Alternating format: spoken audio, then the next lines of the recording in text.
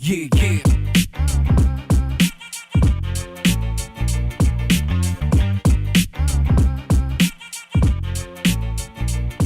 Hey, what is up guys, MKBHD here. So, what makes a good smartphone camera? It's just, more megapixels is better, right? No.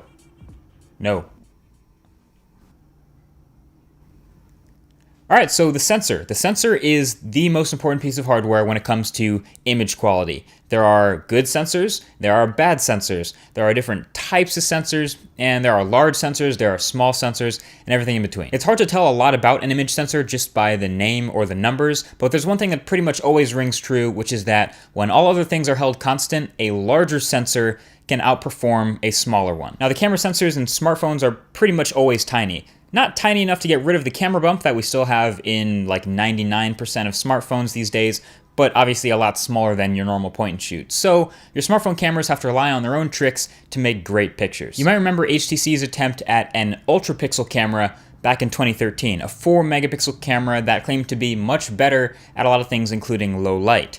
Here's why. A sensor is a piece of hardware responsible for turning all the light that hits it into electrical signals. And you can kind of think of it like a grid of pixels. The larger the sensor, obviously the larger the pixels, and the more sensitive it can be to light. But all these smartphone sensors are all pretty tiny, so HTC instead went with way less pixels so that the individual pixels are much larger for better low light performance. Now, 4 megapixels is still enough to have a decent amount of detail if you don't zoom in at all, but most of the time we see smartphones at the other end of the spectrum with 12, 16, 18 megapixel sensors, which gives you a ton of detail, but obviously they will suffer a little bit more in low light. All right, so in front of the sensor is all the glass and all the lenses through which light has to pass to hit the sensor. Aside from the quality of the glass, the spec that matters the most here is the aperture. Smartphone cameras are all fixed aperture lenses, and generally the bigger the better, because the more light you can let in. So the best smartphone cameras now have f2.0, sometimes even f1.9 or f1.8 apertures, which is great for letting, like I said, a ton of light in and also getting a little bit of separation between your foreground and background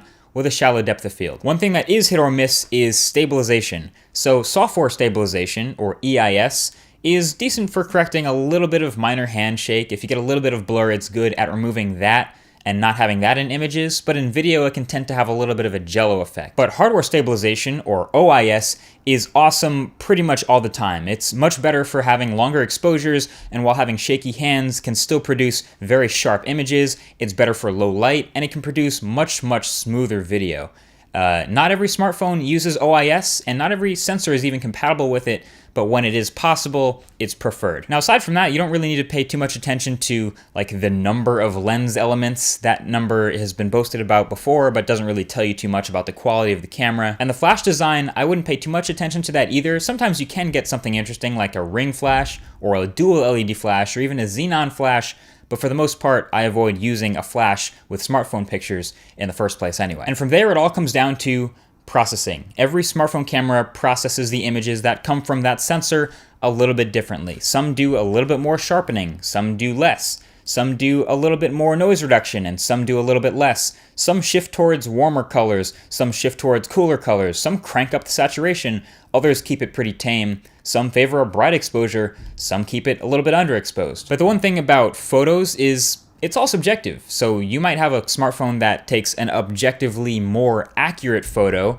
and then another one that takes a little bit less accurate, but also more pleasing to the eye photo. Like, for example, my buddy Casey Neistat on Twitter, he did a blind test where he took the same photo with the Nexus 6P and the iPhone 6s. The Nexus 6P gave, much cooler colors and a much brighter, some might even say overexposed image, but it won the popular vote because it just kind of looked a little better to people, despite being less accurate than the shot from the iPhone. So final word, it's really hard to tell how good a smartphone camera will be just by the numbers. Just kind of like it's hard to tell how well a car will drive by the specs on paper. You don't really know until you actually drive it. You can get a good idea, and a reviewer can tell you how accurate the photos will be and whether there are certain tendencies in processing, but that stuff can be changed with a software update anyway. So at the end of the day, it's you who will tell how good a smartphone camera is just based on how much you like the pictures. So that's basically it. Thank you for watching. Hopefully this gives you a better idea of what I'm talking about when I go deep into camera quality and the phone reviews.